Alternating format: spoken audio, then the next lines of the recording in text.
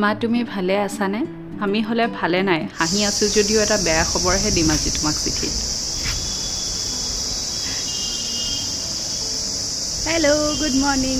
আজি আমি যাব ওলাইছোঁ হায়দৰাবাদ বেংগলোৰৰ পৰা, আৰু হায়দৰাবাদলৈ মা আৰু দেউতা আহিব গুৱাহাটীৰ পৰা। আমি ইয়াৰ পৰা যাম।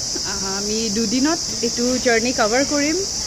আজি 6 ঘণ্টাৰ ড্ৰাইভ, অহাকালি 3 ঘণ্টাৰ ড্ৰাইভ, টোটেল 9 পৰা 10 ঘণ্টা লাগে আৰু বেংগলোৰৰ পৰা হায়দৰাবাদলৈ।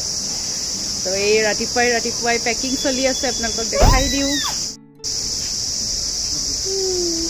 এয়া মামানৰ মেট, তাৰ খেলনা, তাৰ টিকলা চলোৱা গাড়ী চব যাব, কাৰণ আমি এটলিষ্ট এসপ্তাহৰ কাৰণেতো গৈয়ে আছোঁ, সেইকাৰণে বহুত বস্তু। আৰু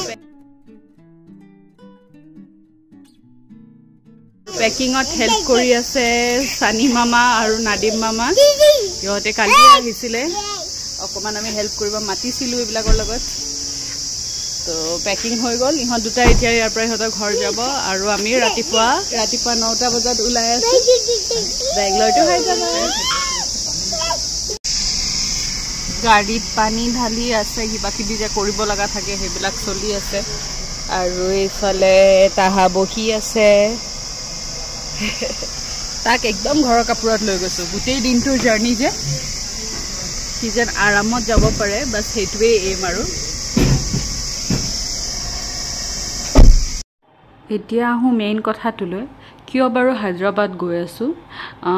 দেউতাৰ মানে শহুৰ দেউতাৰ কিছু লিভাৰৰ প্ৰব্লেম ধৰা পৰিছে, মানে বিশেষ চিন্তা কৰিবলগীয়া কথা। আৰু কৈ আছোঁ ৰ'ব। মামানে কাপোৰ বদলালে, মামানে খানা খালে, ডাইপাৰ বদলিলে, আৰু কৰি আছে। এতিয়া আমি যাম বেক অন দ্য।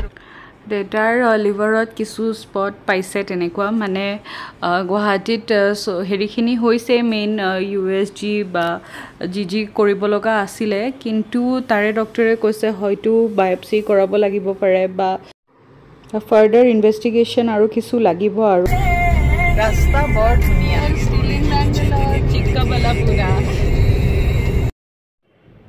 তেলেংগানাত মানে হায়দৰাবাদত এছিয়ান ইনষ্টিটিউট অফ গেষ্ট্ৰ এণ্টেৰলজি আছে।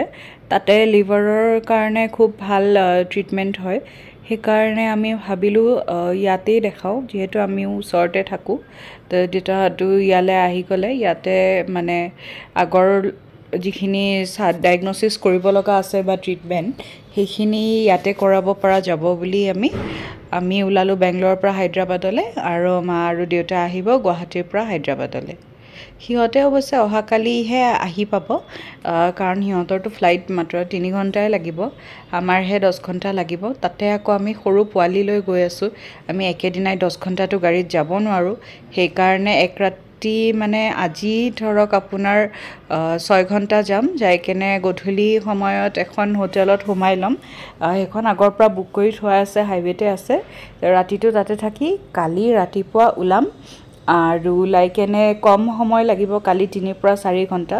আচলতে যিটো নৰ্মেল গাড়ী এখনত 3 ঘণ্টা লাগে, আমাক 4 ঘণ্টা লাগে, কাৰণ আমি অলপ স্পীডটো মেইনটেইন কৰি চলিব লাগে, যিহেতু সৰু বাচ্ছা এটা লগত লৈ যাওঁ। আৰু তাতে আকৌ মাজে মাজে ৰখিবও লাগে, তাৰ খানা পিনা, তাৰ চুচু ব্ৰেক, ডাইপাৰ বদলোৱা ব্ৰেক, তাৰমানে এইবিলাকতো আমাৰ থাকে। আৰু এইটো দেখিছে নহয়, কিয়া বুলি লিখা আছে যে বিল্ডিংটোত। হয় ফ্ৰেণ্ডছ, আপোনালোকে ঠিকেই ধৰিব পাৰিছে, কিয়া মানে সেই গাড়ীৰ কোম্পানী কিয়া। সিহঁতৰ এইটো ফেক্টৰী হয় ইয়াতে, আৰু গোটেই কিয়াৰ গাড়ীবোৰ ইয়াতে বনে, আৰু ইয়াৰ পৰা জেগালৈ পঠোৱা হয়। ইমান ডাঙৰ, ইমান মানে এৰিয়া কাভাৰ কৰি এই প্ৰকাণ্ড ফেক্টৰীটো। ইয়াতে এটা মানে ৰেলৱে ষ্টেচনে আছে, একমাত্ৰ এই ফেক্টৰীটোৰ মানুহখিনি অহা যোৱা নমা উঠা কৰিবৰ কাৰণে। তো আচ্ছা, মাজতে আপোনালোকক গাড়ীৰ ভিতৰত দেখালোঁ কেমেৰাটো। আমাৰ দেখিছেনে ফাৰ্ষ্ট এইড বক্সটো ইয়াতেই থাকে, ছিটতেই থাকে, আৰু হাতৰ ওচৰত, আৰু লগতে খেলনা। এয়া আমি লাঞ্চ কৰিব সোমাইছোঁ। ৰাস্তাৰ কাষতে এখন জেগা আছিলে, তাতে মানে ফুড কোৰ্টৰ নিচিনা আৰু বেলেগ বেলেগ ৰেষ্টুৰেণ্টৰ আউটলেট লৈ কেনে এখন ফুড কোৰ্ট আৰু এয়া দেখাইছোঁ মামানৰ কাৰণে মই কি বনাই আনিছোঁ পেনকেক আনিছিলোঁ তাৰ কাৰণে অকণমান নুডলছ আনিছিলোঁ তো যিহেতু হোটেল গৈয়ে পাম আবেলি আৰু ৰন্ধা বঢ়াৰ বস্তু আমি লগত লৈয়ে ফুৰোঁ সেইকাৰণে তাৰ অকল লাঞ্চৰ হিচাপতে লৈ আনিছিলোঁ মানে লাঞ্চ মানে দুটা টিফিন দিনটোত দুবাৰ খাব পাৰিব আৰু 6 ঘণ্টাৰ ভিতৰত তাৰে বাহিৰতো তাৰ ফল মূল কলচল এইবিলাক থাকে আৰু ল'ৰাটো অৱশ্যে বেছি খোৱাত ভাল নহয় স্বাস্থ্য দেখিলে আপোনালোকে বুজি পাব এইটো লৈ মই আগতে বহুত চিন্তা কৰিছিলোঁ যদিও ডক্টৰে কৈছে যে শকত নহ'লেও হেল্ডি হ'ব লাগে আপুনি সেইটোত গুৰুত্ব দিয়ক চ' আজিকালি অলপ টেনশ্যন কমিছে আমি ইয়াতে লাঞ্চ কৰিব ৰখিছিলোঁ যিমান ৰাস্তা আহিলোঁ আৰু সিমান ৰাস্তাই বাকী আছে কুৰ্নুল বুলি এটা জেগালৈ মানে আজি ৰাতি তাতে থাকিম আৰু হায়দৰাবাদলৈ কাইলৈ ওলাম তাৰ পৰা কালিও 3 ঘণ্টাৰ জাৰ্ণি আজি আধা আধা কৰি লৈছোঁ আৰু ইয়াতে আমি খালোঁ লাঞ্চ মামানৰ কাৰণেতো টিফিন আনিছিলোঁৱে কি টিফিন খালে টিফিন খাই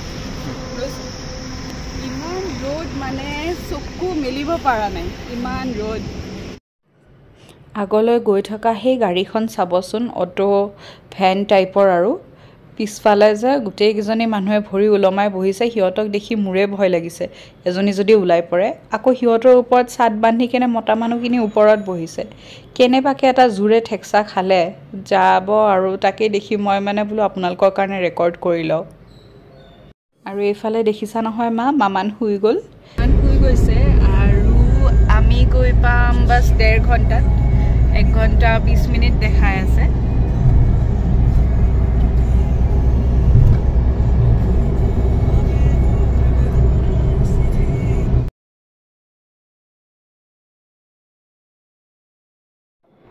তে আমি আবেলি সময়তে আহি পালোঁ কুৰ্নুল বুলি টাউনখনত কুৰ্নুলৰ ঠিক ভিতৰত নাই আমি বাইপাছতে আছোঁ হোটেলখন ৰাস্তাৰ ওপৰতে তো আপোনালোকক খিৰিকীৰ পৰা দেখাম ৰ'ব টাউনখন আৰু ৰুমটোৰ এটা দি দিওঁ সৰুকৈ ইমান স্পেচিয়েল একো ৰুমটোৰ নহয় কাৰণ অৱস্থা ৰুমৰ অলৰেডি মই বেয়া কৰিয়ে দিছোঁ আমি আহিয়ে মামানক খোৱালোঁ কাপোৰ কানি বদলালোঁ আৰু এয়া দেখিছে নহয় সেইফালে বগা বগা বিল্ডিংকেইটা যে সেইখন হয় কুৰ্নুল টাউন ভালেই ডাঙৰ টাউন আৰু আমি অকণমান আউটস্কাৰ্টছত আছোঁ আৰু এয়া ৰুমৰ অৱস্থা অলৰেডি বেয়া হৈ গৈছে সোমাইতকৈ ৰুমটো দিব পাৰিলে ভাল লাগে কিন্তু সৰু ল'ৰা ছোৱালী লৈ অহা মানুহে কিছুমান বস্তু নিজৰ প্ৰায়ৰিটি কৰিব লাগে যেনেকৈ বাচ্ছাৰ খানা পিনা আৰু টোপনি যোৱা সেইকাৰণে অলপ দেৰিয়ে হ'ল ৰুম টুৰটো দিওঁতে তথাপি চেষ্টা এটা কৰিছোঁ আৰু কেপচাৰ কৰিব ৱেল ফাৰ্নিশ্ড ৱেল ইকুইপ ৰুম এটা আলমাৰী এটা আছে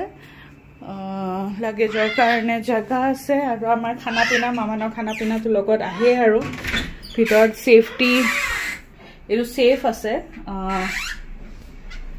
সোণ গহনা কেছ আনিলে আপুনি থ'ব পাৰিব আৰু এইফালে কফি কাউণ্টাৰ আছে মানে খেলি আছে এইফালে এইখন খিৰিকীৰ পৰা বেছি একো ভিউ নাই হোটেলখনৰে ভিউ আছে আৰু মানে খেলি আছে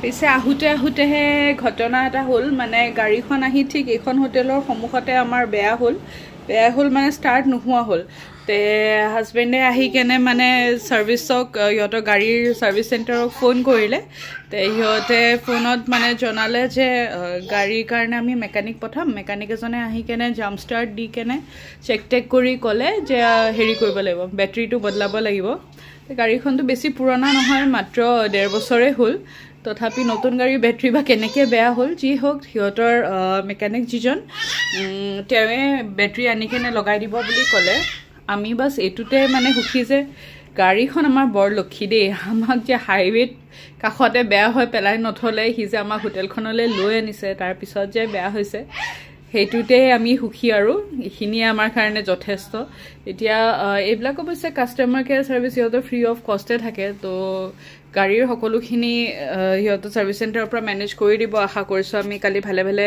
ওলাব পাৰিম কুৰ্নুলৰ পৰা হায়দৰাবাদলৈ কালি জাৰ্ণিটো 3 ঘণ্টা আৰু এতিয়া আহি আমি অলপ স্নেক্স খালোঁ মামানেও তাৰ কিছু খানা পিনা কৰিলে